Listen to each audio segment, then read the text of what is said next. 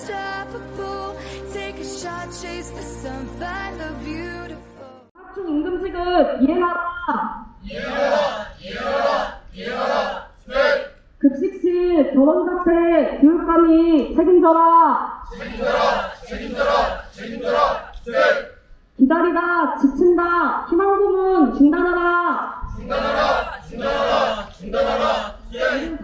3월 2일자 급식실 공개 채용 현황에서 101명을 모집해야 되는데 41명이 모집되었습니다.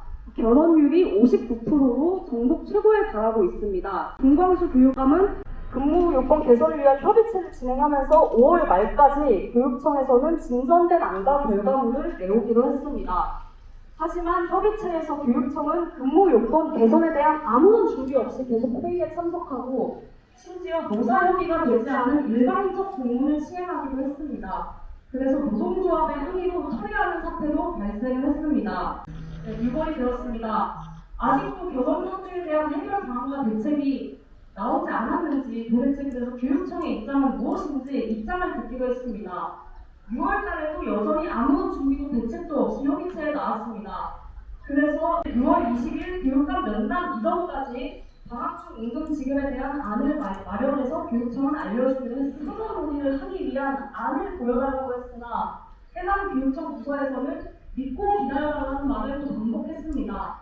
이제 곧 방학입니다. 도대체 언제까지 기다려야 할지 모르겠습니다. 이에 전국 학교 비정규직 노동조합 제주지부는 17일부터 급식실 결혼 사태 해결, 방학중 임금 지급을 교육감이 책임지라는 요구를 걸고 교육청 내 로비에서 논쟁을 시작했습니다. 육지에서는 최근에 학교 급식실 종사자가 없어서 아이들에게 급식이 중단되는 초유의 사태가 벌어진 바가 있습니다. 학교 급식실의 아이들 급식 문제를 해결하는 건 우리 사회가 우리의 미래 세대를 건강하게 키우기 위해서 하는 교육복지 정책이기도 하고 아울러서는 민생정치, 민생복지 정책이라고도 생각합니다. 근데 이 학교 급식실이 약 20년 동안 진행된 무상급식, 학교 급식실 제도가 위태로운 지경에 처해 있습니다. 가장 빈자리가 많은 곳이 제주도가 되어버렸습니다. 그 이유는 이미 많이 얘기된 것처럼 학교 급식실이 알려진 바에 비하면 저임금, 고된 노동, 빈발하는 산업재, 그리고 알게 모르게 있는 낡은 교육관행, 이런 걸로 인해서 급식실 종사자들이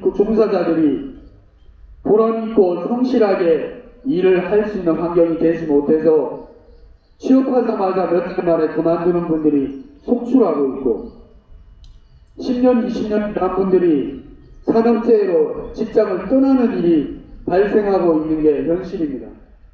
제주도교육청과 제주도정이 4,500억이나 되는 민생정책을 위한 4,500억의 추가 경정 예산안을 도의회에 제출했다는 뉴스가 나오고 있습니다. 여러분, 도대체 민생이 뭡니까?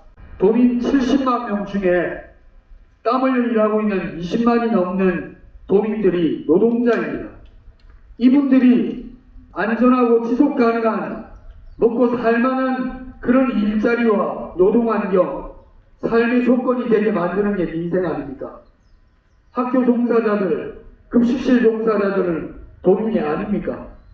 이분들의 민생은, 이분들의 안전한 일자리는 도대체 민생이 아니고 뭐란 말입니까? 그 추경 예산안에 넣었어야 되는 거 아닙니까? 왜 안 넣고 지랄을 합니까? 왜 안 넣고 시간을 질질 끌면서 급식실 종사자들이 10명 일할 자리 5명밖에 일 못하게 만들고 고된 노동에서 벗어나지 못하게 만들고 아이들 급식 문제가 위태롭게 만드는 반민생적인 정책, 반민생 예산을 내놓고는 민생을 넓히겠다고 거짓말하고 있는 겁니까? 윤석열 거짓말도 지쳤습니다. 말도 안 되는 거짓말로 대한민국 국민들 기록했던 윤석열 총선에서 심판했지 않습니까? 민생을 받들겠다며요.